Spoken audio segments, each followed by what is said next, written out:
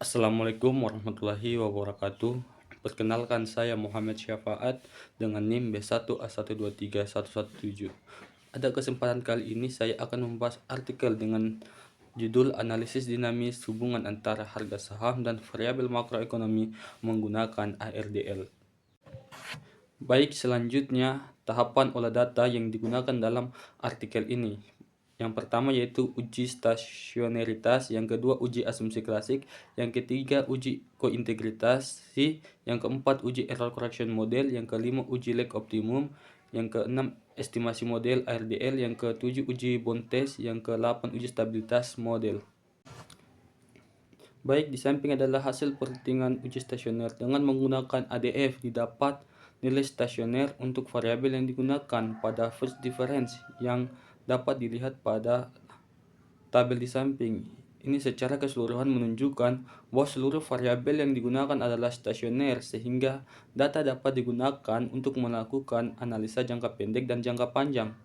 Uji stasioner yang dilakukan dengan menggunakan ADF test untuk semua variabel pada tingkat level tidak signifikan. Oleh karena itu dilanjutkan pada tingkat first difference. Dari hasil uji ADF pada tingkat first difference semua variabel signifikan. Hal ini berarti semua variabel yang dipergunakan adalah stasioner. Pada uji autokorelasi dengan menggunakan model OLS didapatkan hasil DWT sebesar 0,026858 yang mengindikasikan adanya autokorelasi. Untuk menghindari adanya autokorelasi, maka dilakukan perbaikan dengan menggunakan variabel baru yang telah disesuaikan dengan RHO dan variabel lag -1, dan hasilnya Durbin-Wasson test sudah tidak menunjukkan adanya autokorelasi, yaitu sebesar 2,399863. Uji heterokedastisitas. Dari hasil uji heterokedastisitas di atas, ternyata nilai probabilitas observed squared 0,9205 lebih kecil dari 0,05. Kesimpulannya, tidak terjadi heterokedastisitas. Hasil pengolahan data pada tabel di samping dilihat bahwa dalam uji kointegrasi, tingkat first difference menunjukkan semua nilai threshold statistik lebih besar dari nilai 0,5 critical value, sehingga dapat disimpulkan variabel dependen dengan variabel independen lainnya saling memiliki sifat kointegrasi. Berdasarkan hasil pengujian tersebut, dapat diketahui bahwa seluruhnya saling terkointegrasi pada derajat first difference. Dari hasil uji error correction model di atas dapat disimpulkan bahwa nilai probabilitas squared -1 sebesar 0,0393 lebih kecil dari nilai probabilitas C, yaitu 0,539, dan nilai koefisien -1 menunjukkan angka 0,01187, yang artinya model analisa SCM dapat dilanjutkan pada tabel 4. Berdasarkan nilai speed of adjustment, terdapat 1,2% ketidakseimbangan antara pengaruh jangka pendek IRT, INFT, RT, TBT, IBT, dan IPIFT terhadap SPT yang terkoreksi setiap periodenya.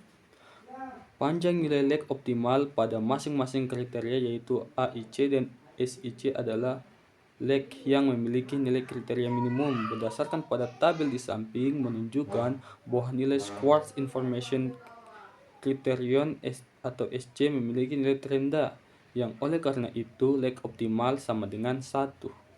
Dari hasil perhitungan model ARDL dapat dilihat pada tabel di samping menunjukkan dalam jangka pendek dapat disimpulkan bahwa nilai COINTEC min 0,011732 dengan probabilitas 0,416, artinya terjadi kointegrasi dalam model tersebut.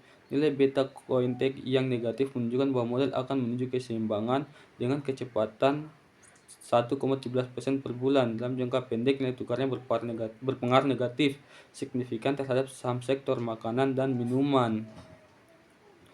Sedangkan untuk variabel indeks produksi industri minuman berpengaruh positif signifikan terhadap harga saham. Sesuai dengan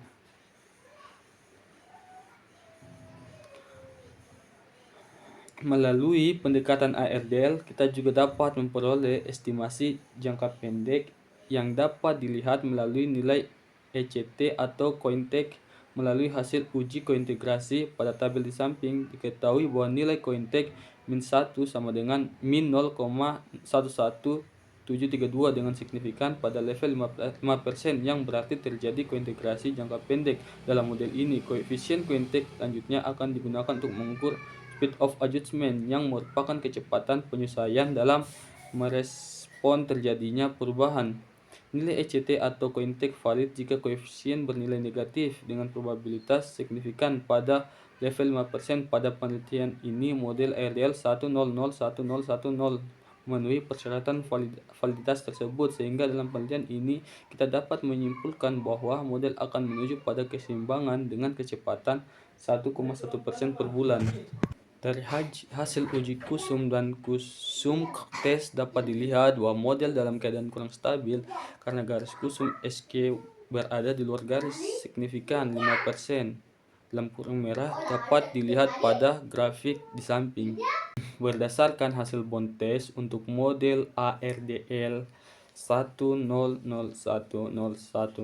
pada tabel di samping, terlihat bahwa nilai F statistik model adalah 0,864015, lebih kecil dari nilai upper bound pada level 5%, bahkan masih juga lebih kecil dibandingkan dengan upper bound pada level 2,5%. Nilai hipotesis diterima, berarti tidak terjadi long run association. Hal ini menunjukkan bahwa ketujuh variabel dalam penelitian ini, yaitu tingkat suku bunga, inflasi, nilai tukar rupiah, neraca perdagangan, indeks produksi industri makanan dan minuman, tidak terjadi kointegrasi dalam jangka panjang, atau bisa dikatakan bahwa ketujuh variabel tersebut tidak bergerak bersama-sama dalam jangka panjang. Baik, itu saja yang bisa saya sampaikan. Kurang dan lebihnya mohon dimaafkan. Billahi taufiq wal hidayah. Wassalamualaikum warahmatullahi wabarakatuh.